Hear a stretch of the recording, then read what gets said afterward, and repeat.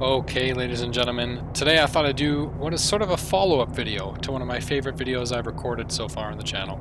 That being me driving the McLaren P1 around here, the Nurburgring, or the Nordschleife, as you can see on that white sign arrow pointing to the right of us. Now, what are we in today? We're in the Pagani Huayra, BC. And yeah, the reason why this is kind of a follow-up video is while I was driving the P1 previously, there was this car chasing me, and I was getting all excited because it's extremely powerful and very sticky, and it should be able to keep up with the P1 around the track and even beat it. But the guy who was driving this car, again, it's a multiplayer server, so I'm driving with real people. So that's a real person driving that little in a Fiat. We'll see if we can catch up to him when we get going here. But this Pagani should be able to keep up to the P1 on the track, but he got stuck in traffic and crashed a little bit, so that sucks. So instead of talking crap about him or talking crap about the car, I want to give it a try myself today. And in the interest of viewing the video a little bit better, I'm going to make the steering a little bit more realistic. That's a bit better. And I'm also going to turn on the pedals so you can see when I hit the gas and how much I'm hitting the gas, and the brake and how much I'm hitting the brake, as well as where are my gears. There you go. You can see what gear I'm in and exactly how much speed and how much revs I'm putting input to. So, story of this car. It's made by the Italians, made by Horacio Pagani, who back in the day went to, I believe it was Lamborghini, and said, hey, this is back in the 1970s, you should make your cars out of carbon fiber. It's really light and strong, which of course they all do nowadays. Back in the 70s, Lamborghinis told him the Italian version of screw off. And so Pagani went and made the Zonda, and now makes these cars. And instead of making the engine himself, like, you know, a lot of people with a lot of pride do. Hello, Mr. Fiat, we've already caught him. That didn't take very long. And we're lagging, so he kind of teleported into me there. As I was saying, instead of Mr. Horacio Pagani getting an engine and designing an engine for himself, which is a completely Herculean task, he went and contracted the crazy Germans to make an engine. And what did they make? Well, a normal car, for example, has about a 2, maybe a 3-liter engine, meaning how much air and fuel fits in a per cylinder as the cylinder punches power into the crank. This car does a 6-liter engine, and while your normal engine, 2 or 3-liter engine, has about 4 of those cylinders, maybe 6, this has 12. Okay, that's insane. And as if that wasn't enough, they're like, hey, I'll do you one better. Let's twin turbocharge the bitch. So this thing has about 730 horsepower. The P1 we are driving is, as you've watched the video, has like 930. So you'd think, well, the P1's automatically faster. But no, because this car has less aerodynamics on it.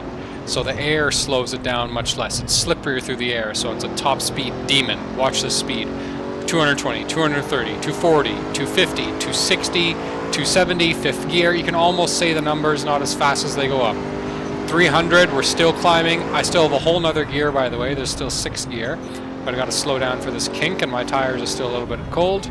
Tires you can see in the bottom right, by the way, they're all blue because I'm still at the beginning of the lap. And also I think it's like dusk and like November on this server. It simulates the weather, so the tires don't warm up that quickly. But again, watch our top speed down this hill. Get up to 300. Keep accelerating like it's not even a big deal. Downshift and brake through here. Whoa! No ABS, you can probably tell. No traction control. We'll show you that next moment. Here we go. Do a little bit of drift around through here. Oh, I didn't really get much of a drift going. We'll try again later. But yes, this car is absolutely nuts. And even though it's more of a road car than the P1. So the P1 has, let's see, a lot more aerodynamics on it, so it's slower through the air, but it sticks to the corners better. P1 also has electric assistance in the engine. This is just gas, but still it keeps up with the P1. Oh, and the P1 also has adjustable ride height, so the whole car sits on hydraulics, so it can lower to the ground for track use. This don't have any of that. And the interior is made like it's jewelry. So this is more of a road car, to be honest, than a track car.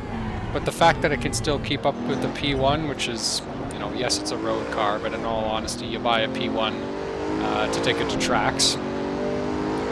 The fact that this thing still keeps up is marvelous. And who can beat the sound of a V12? This car sounds miles better than the P1. A little bit unstable up the corner there. The back end just wants to slide all over the place all the time.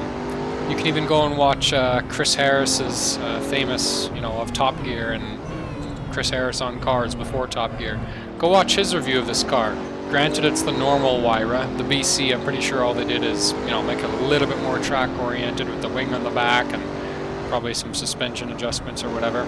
But go and watch Chris Harris's video on this car. It is a drift monster on the road. It's a drift monster. It's a top speed monster.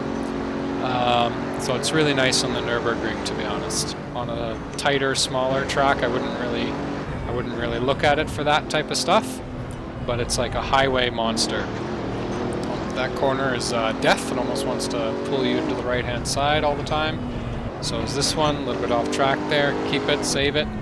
Heavy braking zone down to second gear. Let's go down to first, so we can do a bit of a slide. Just being a straight hooligan there. Trying to warm up the back tires a little bit. They're having a bit of a struggle keeping them warm. Into the carousel here. I'm not going to go too fast through here, and now punch it out.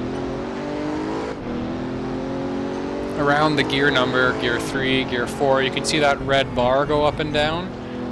The red bar is turbo pressure, whereas the white bar is revs. So you can get a sense of how the turbo pressure affects engine power. You can really feel it.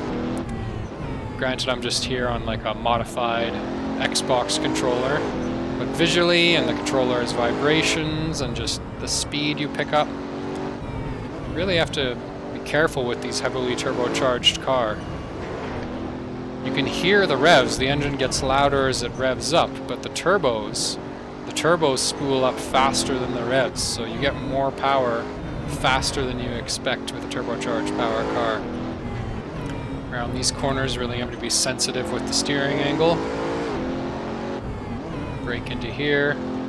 You got to pitch the car in early when it's, a car like this, has way more power than it does grip. So you got to get the car in early, make sure you have the grip, and then get on the power. Whereas if you're driving a Honda Civic or something, which is underpowered, you can kind of just floor it almost anywhere and just steer. This, absolutely not. Steer and brake first, floor it only when you have the chance. It's like a reward. The engine's so powerful, it goads you to use it. You have to show restraint, only gas it when you can. Almost getting to the end of the lap here. Pitch it into this corner. It tightens up here to the left. Whoa, pushes you wide. Get a little bit of curb never hurt anyone. Mini carousel here. Fire you out. Second gear, third, fourth, and back to third. Bring it down. Ooh, down to second. Almost too much speed coming in there. See how much speed we can hold through this kink and out. And we're finishing the lap here. This is technically the end of the lap under the gantry. I don't know what my time is, not important for this, but look at how fast we can go. 300. Still climbing. Got a whole nother gear at 320. Whole nother gear. This car easily gets up to like 350, 360. But there's a barrier here because this is the tourist layout, so we're going to head back into the pits. That's about it. Just wanted to show what this car can do. It was a lot of fun. Thank you for watching. Do a bit of drifts here to celebrate. Let's get this crap off the screen.